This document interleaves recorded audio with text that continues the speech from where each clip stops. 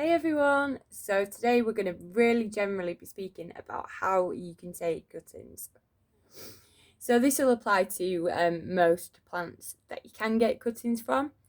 So I've sort of summarised things and I'm also going to go by what I do now, which makes things a little bit easier, I find, rather than going by the book and everything else. So basically, you're looking to cut a length of new growth from the plant, which is about 3 nodes long. So if we look at this one, you can see a node is where the leaves come out of, or the new stems come out of. So that's one at the top there, 2 there where you can see these little leaves sprouting out, 3 there. So that's a bit longer than this one, but they are all around that. So it depends on the size of the stem and everything else. But yeah, so you're going to take 1, 2, 3 nodes in the stem and cut that off. So the new growth is anything that's around the top of the plant or the most recent growth to come from the plant. So yeah, we're going to snip that off. Try and just take a clean cut. And also with some clean scissors, because that can really damage the cuttings if they're getting sort of bacteria and things on there, and it can increase the chance that they do rot and don't work. So yeah, we're going to take the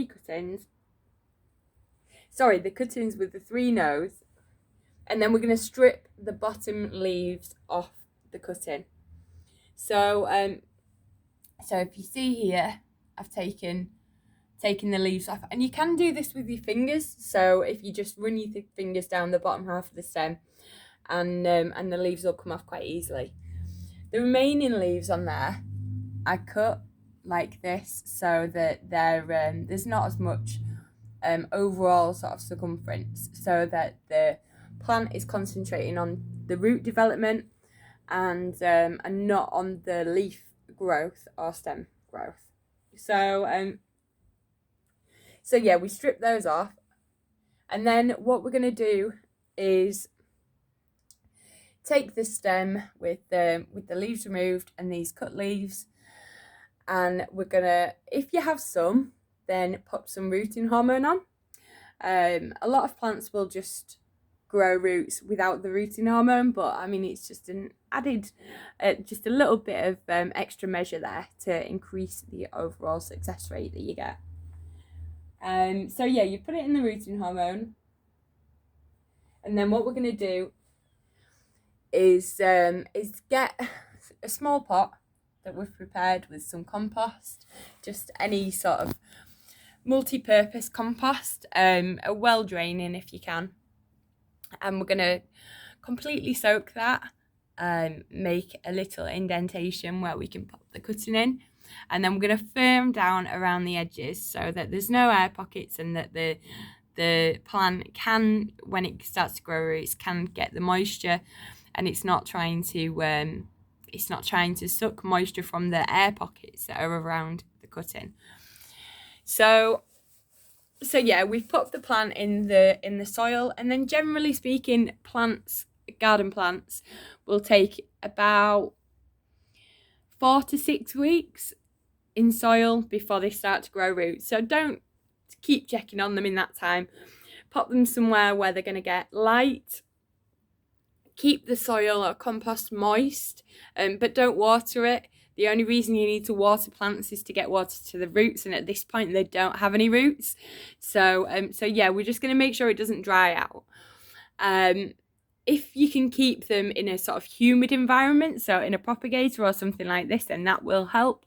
But if not, these have been outside, they've rooted. And this is in October as well, just to point out.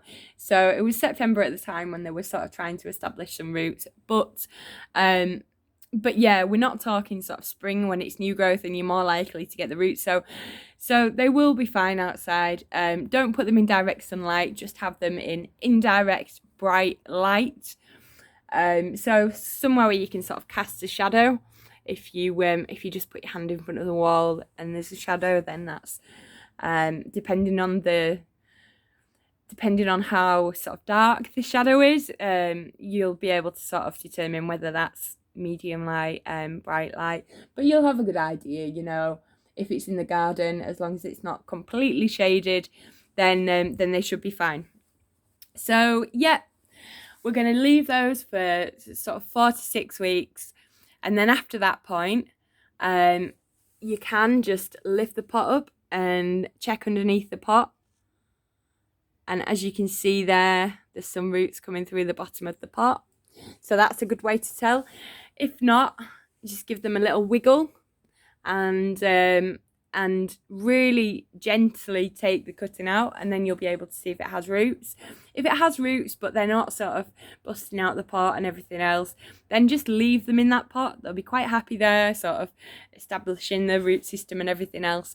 So it's pretty straightforward. I think you should have some great results if you go ahead and try that, and let me know if you've got any questions. Thanks guys.